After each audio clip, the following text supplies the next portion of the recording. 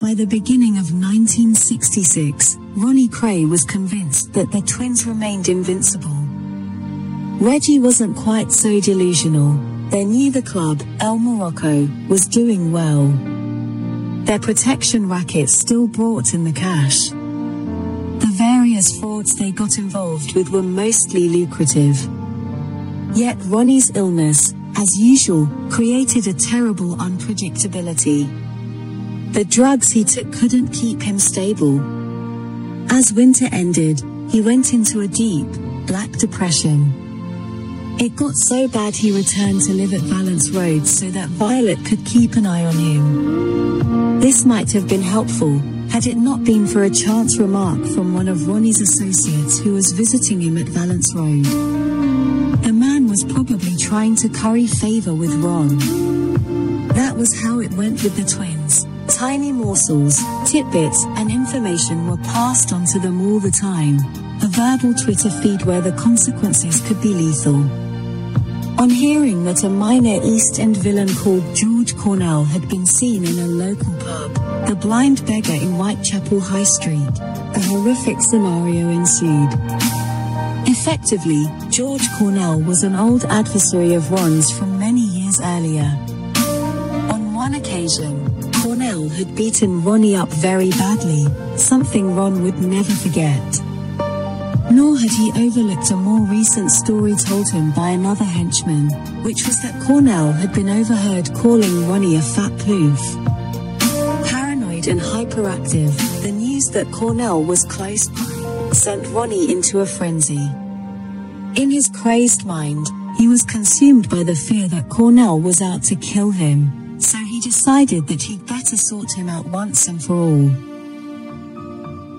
Within a short space of time he'd retrieved his 9mm German Army Luger automatic from its hiding place under the floorboards. Then he and Reggie went for a drink at the Lion Public House in Stepney. As they left the pub, Ronnie propelled two of his minders, Ian Barry and John Scotch Jack Dixon, into a car en route to the Whitechapel Road and in the direction of the Blind Beggar. Once outside the pub, Ron alighted, told the others he would only be a few minutes and asked Ian Barry to go into the pub with him. It was early evening, the 9th of March, and the Blind Beggar was half empty. Cornell was seated at the bar, his first pint of the night on the counter before him. And it was all over in a matter of minutes. Ian Barry strode into the pub, firing a warning shot at the pub ceiling. Behind him, holding his gun, came Ronnie. He marched up to Cornell and shot him at point-blank range, directly into his forehead. As the victim tumbled to the floor, Barry and Ron marched out and into the waiting car and were driven off into the night, a completely senseless crime. When Ron, on a distressingly manic high from the killing, told his twin what he'd done, Reggie went potty. All his hard work had been for nothing. His worst fears were coming true. His brother had committed the ultimate crime, which would drive everything they'd achieved away from them. And it would directly propel them into a prison cell for life. Had Ronnie killed Cornell a year or two beforehand, he'd have faced the hangman's noose. The death penalty for murder was only abolished in England in November 1965. Later, when they all continued drinking in a pub in nearby Walthamstow, a news item came on about the shooting in the Blind Beggar. The man who had been shot had died on the way to hospital.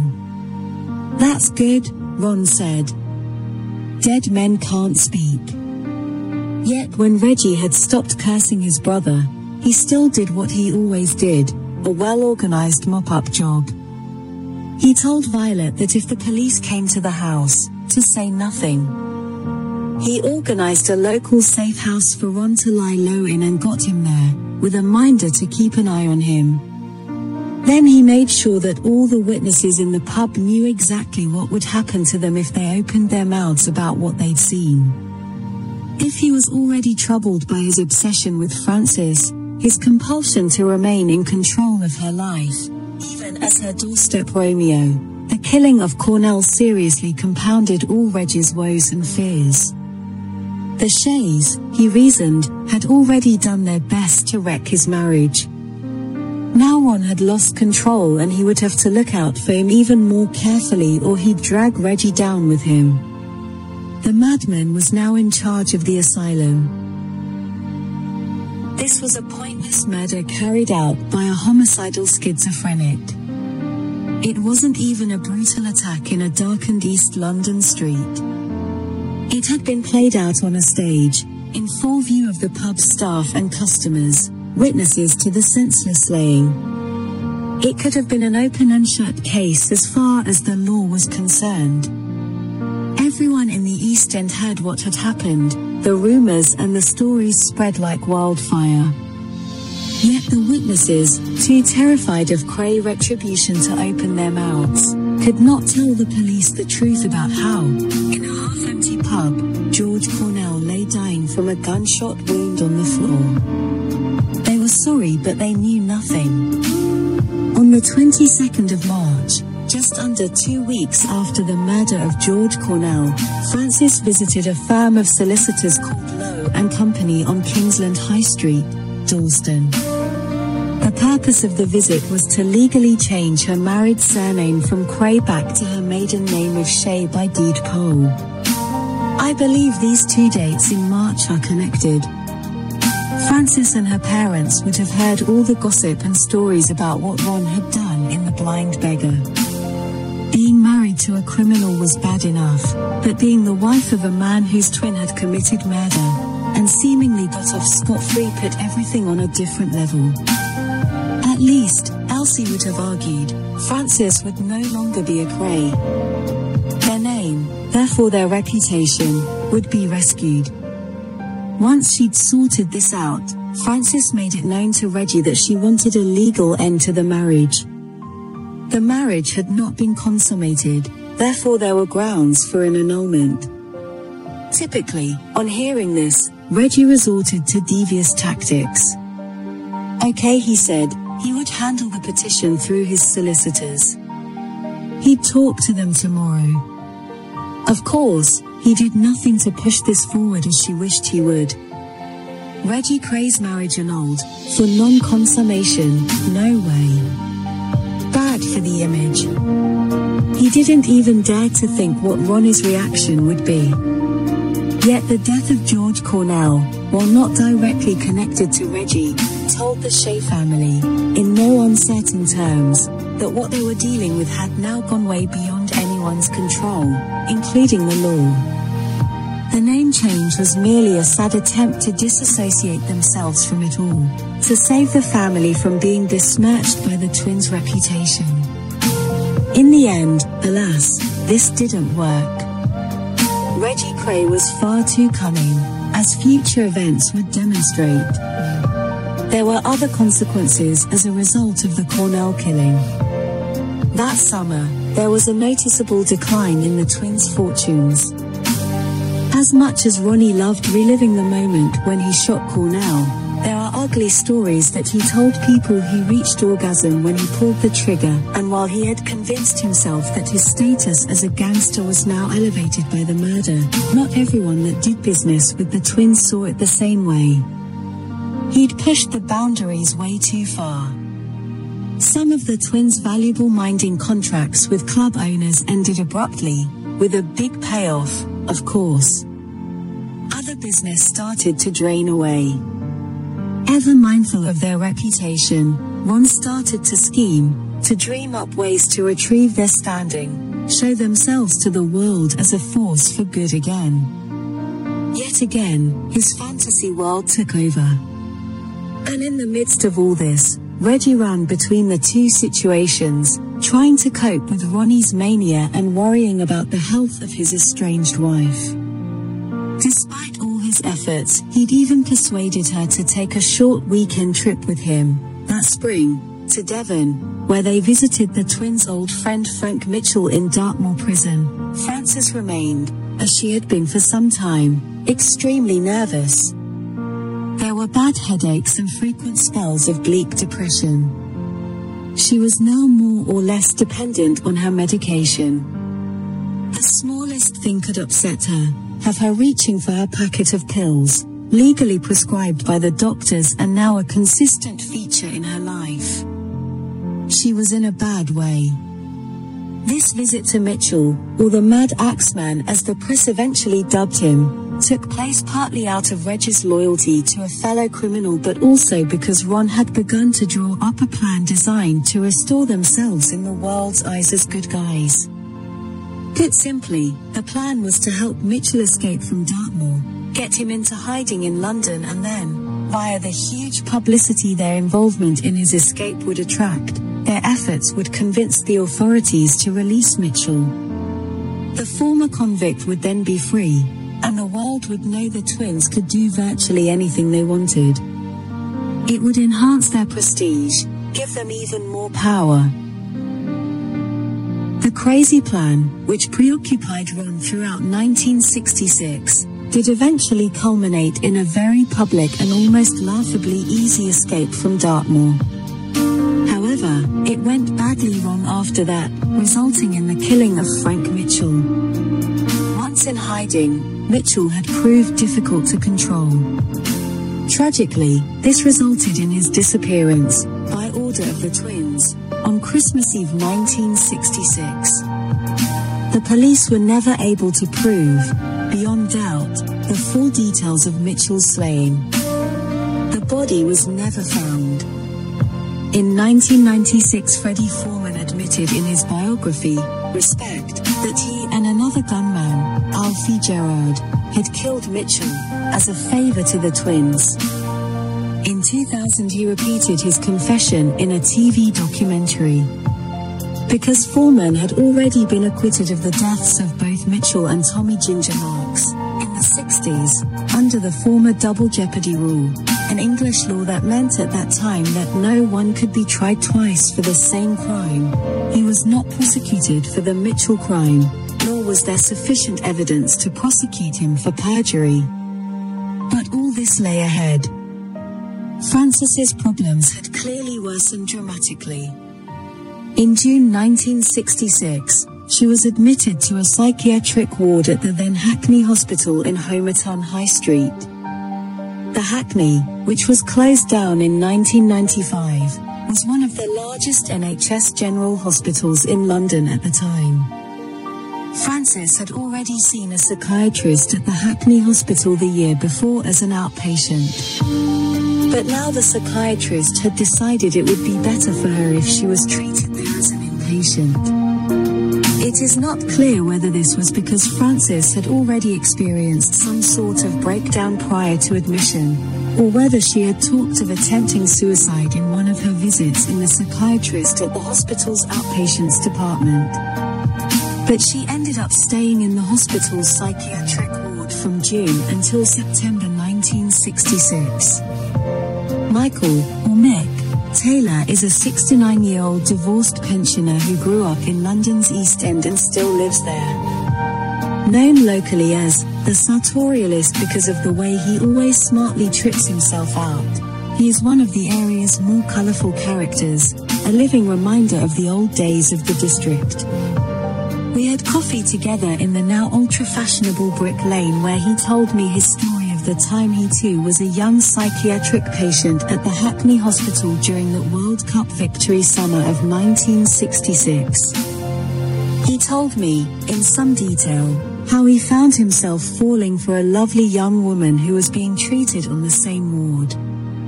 I was 21 at the time and I'd had a nervous breakdown, he recalled.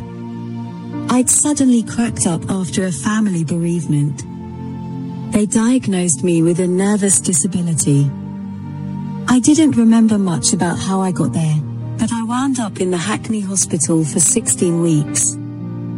You were in this huge long ward, with about 20 people on it, men at one end, women at the other. One morning, not long after I'd got there, I was lying on my bed and a girl came over, very smartly dressed lady. Immaculate. At first glance, I thought she was one of the doctors, because of the way she dressed and spoke to me. She was so nice. She asked me about how I came to be there and said she was the same as me. She told me, if you do what they tell you, you'll get better. She told me she'd already been there for over a week. That was the start of Mick's friendship with Frances. When she went back to her bed, I went to see the matron, who had an office on our floor. She told me, that young lady is Reggie Kray's wife. I thought I'd better tell you. Hospital friendships tend to develop quite quickly, and this was no exception. They were both around the same age, from local working class backgrounds, in the hospital for similar reasons. They were not in a locked or secure ward situation. The psychiatric patients in this ward were free to go outside the hospital if they wished, the only proviso being that they had to return on time for their medication and their meals.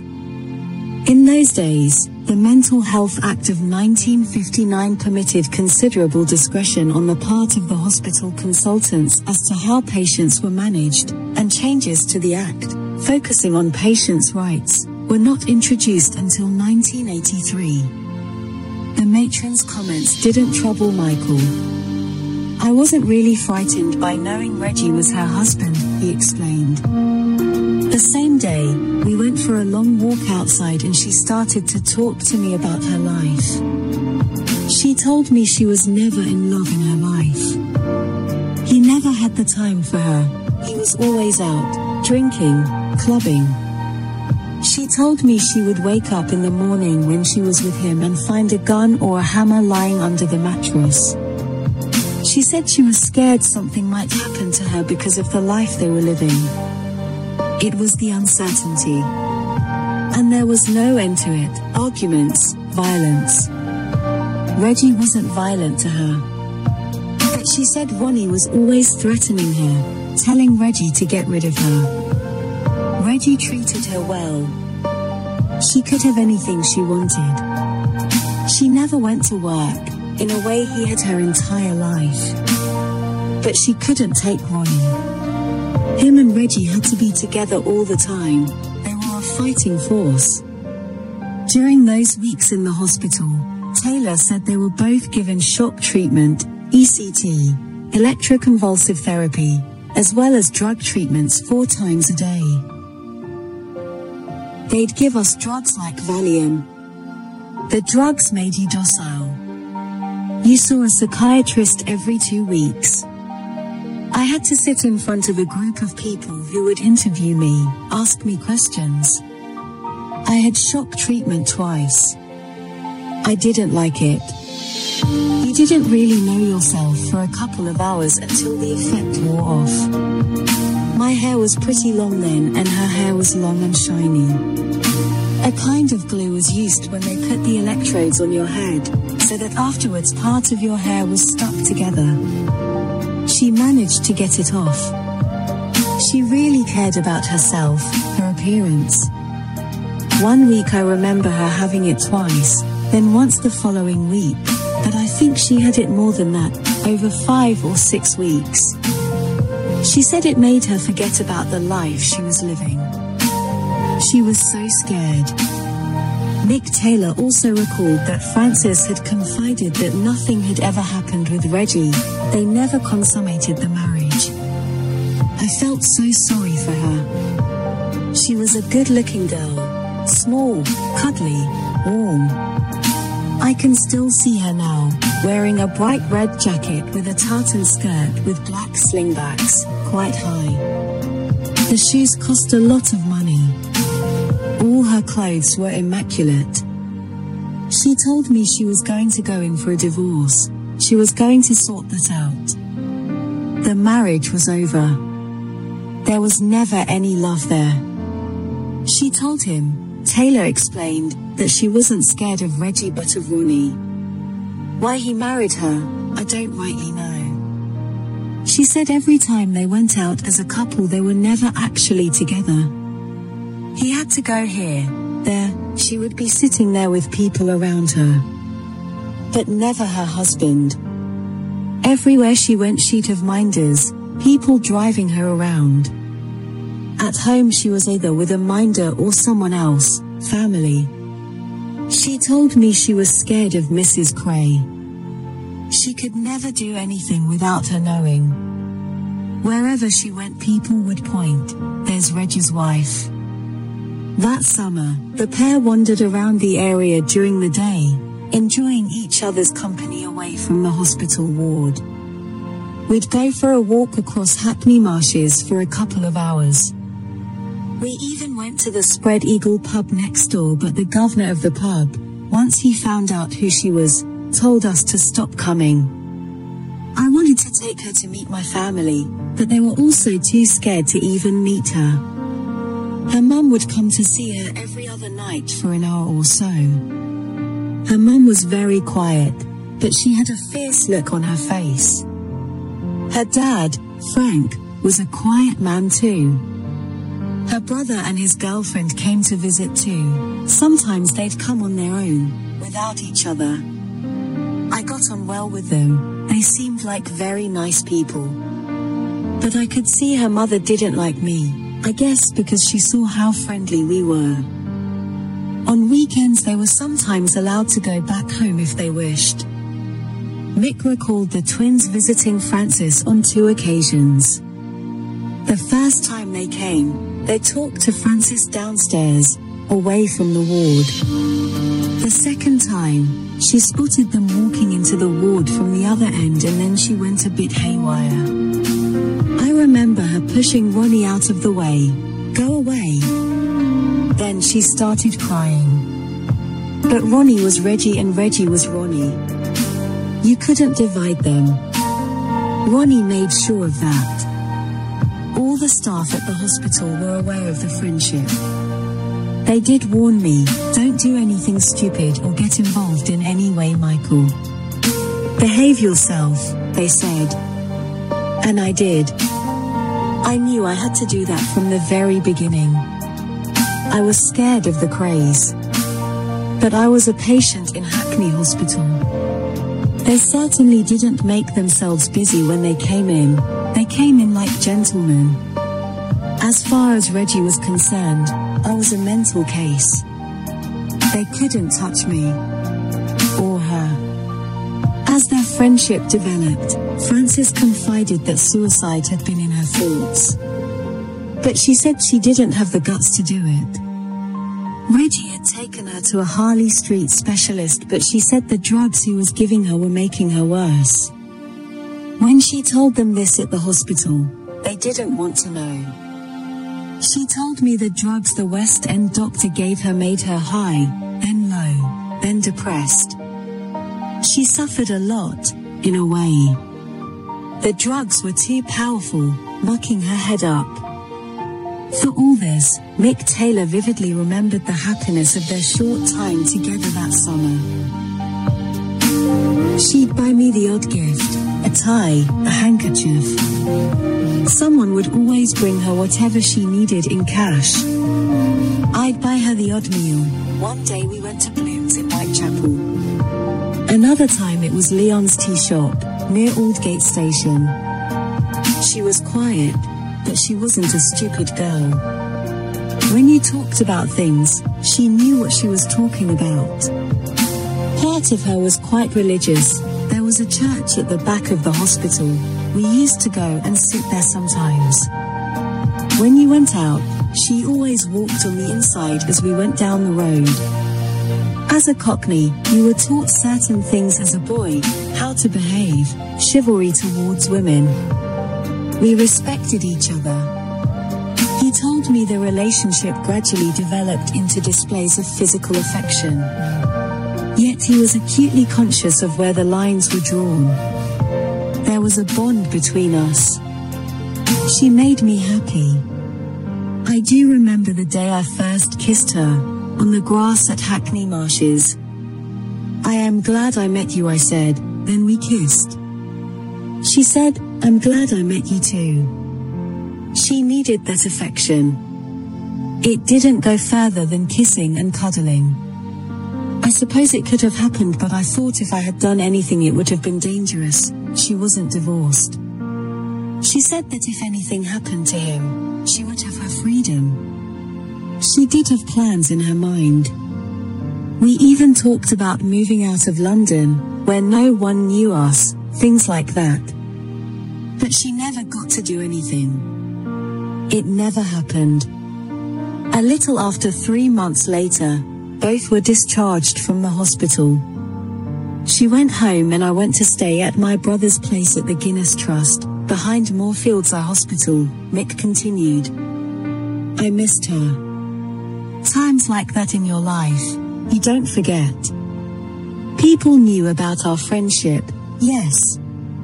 But I kept out of harm's way afterwards, went to work for the council, doing highway repairs. The news of what happened to Francis, less than a year later, came as a devastating blow when he read about it in the newspaper.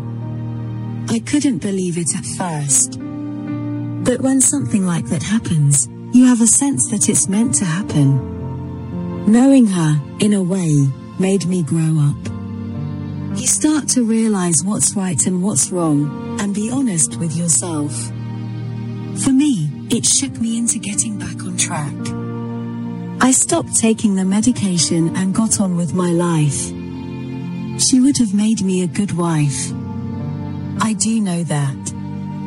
The discovery that Frances had received shock treatment on several occasions that summer should be viewed in the context of the times. More commonly used to treat depression then, today it is only used in extreme cases, where all else has failed.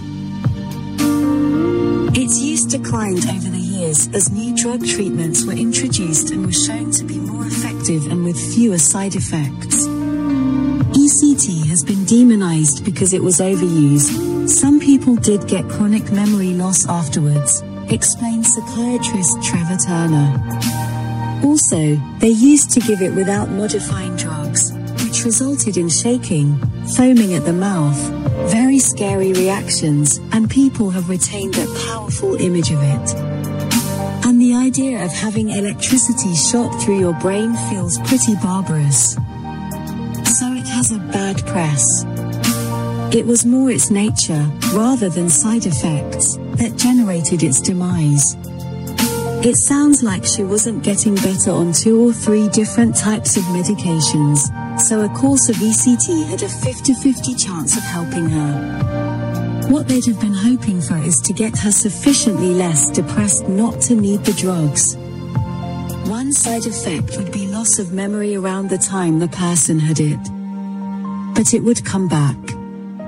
Michael Taylor's account of Frances reveals a person who clearly understood her situation and was cooperative with the doctors who were treating her because she still wanted or hoped to get better. The long stay in Hackney Hospital was, in many ways, a refuge from what she was struggling to deal with, and her comment about the shock treatment making her forget the life she was living is illuminating.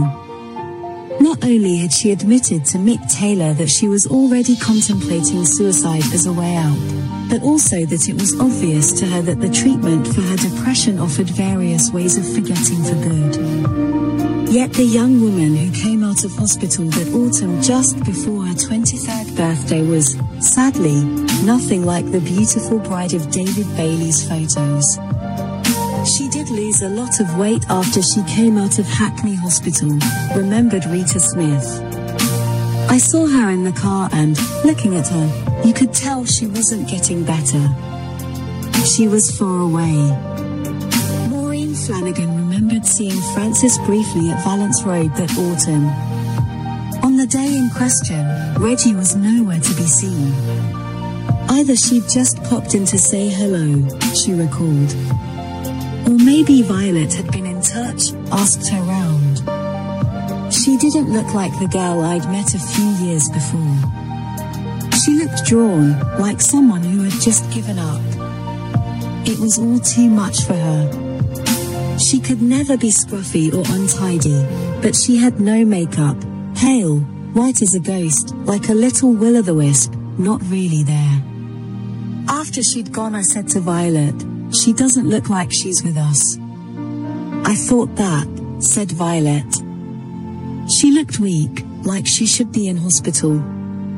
The sad truth was that despite the efforts of the medical profession to help Frances, really, nothing had changed at all. She was still trapped in the Kray web, shunned by many out of ignorance and fear, still haunted by those weeks when she'd been chillingly exposed to the sordid truth about Reggie's way of life. As for the twins, rumors now persisted that the police were poised to arrest them for Cornell's murder. At one point the murdered man's widow, Olive, had been round to Fort Valence at night and smashed the windows, screaming at the top of her voice that Ronnie had killed her husband, much to Violet's disgust, as if her boy would do anything so bad, she tutted. Such stories were common currency in the pubs and drinking clubs of Bethnal Green and the East End. They soon got back to Ormsby Street. The next thing everyone heard was that the twins had flown the coupe to Tangier, Morocco. As John Pearson recorded in The Profession of Violence, Ronnie enjoyed the Arab boys. Reggie invited out a hostess from the Latin Quarter Club in London. During her fortnight with him he never once referred to Frances or the East End. But the holiday was cut short. The twins' notoriety now trailed behind them everywhere. The chief of Moroccan police arrived in person at their hotel to inform them they were undesirable aliens. John Pearson said, 2 seats were booked for them on the next plane back to London, when my research later unearthed a short handwritten letter addressed to Frances dated the 17th of October 1966, posted in Tottenham, London. Another tragic piece of the jigsaw puzzle surfaced. The note, from someone with a Greek-sounding surname, indicated that Frances was buying street drugs. Whatever Frances was hearing or being told about Reggie via the local whispers and the rumors at that time, they would only have served to exacerbate her fears, her terror. The unhappy young woman was now embarking on a perilous road towards self-destruction.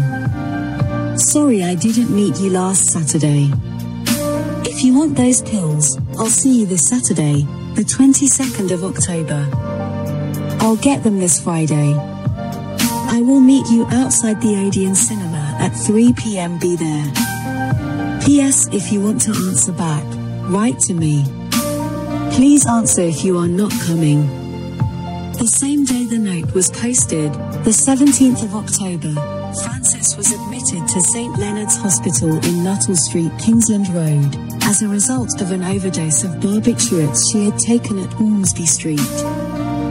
Frank Sr. had found her only just alive, and called the ambulance in time. Fortunately, St. Leonard's was just a few minutes away from the house. On the 20th of October, her consultant at the hospital, Dr. Jones, discharged her from Parkinson ward and she went back to Ormsby Street. It was obvious the incident had not been a mere cry for help. She had meant to kill herself. According to John Pearson in The Cult of Violence, she said afterwards, "I've been defiled. I'm useless. What is there left for me to live for? I deserve to die." Whether she deliberately tried to obtain the street drugs for a planned suicide attempt and managed to source them elsewhere remains unknown. But as Trevor Tanner pointed out, you can't stop someone buying street drugs. Most psychiatrists are quite streetwise. You have to be aware of the world as it is.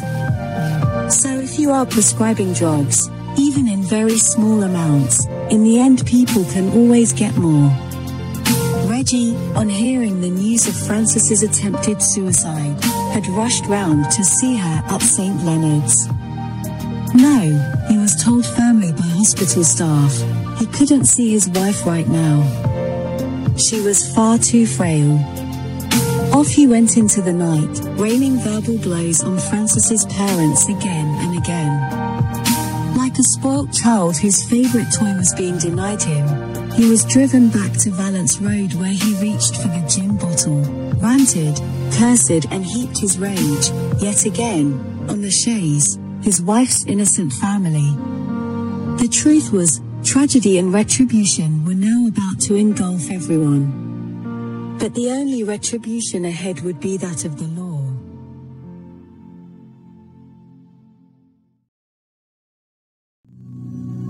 Thank you for watching. If you enjoyed the video, please join our Facebook group.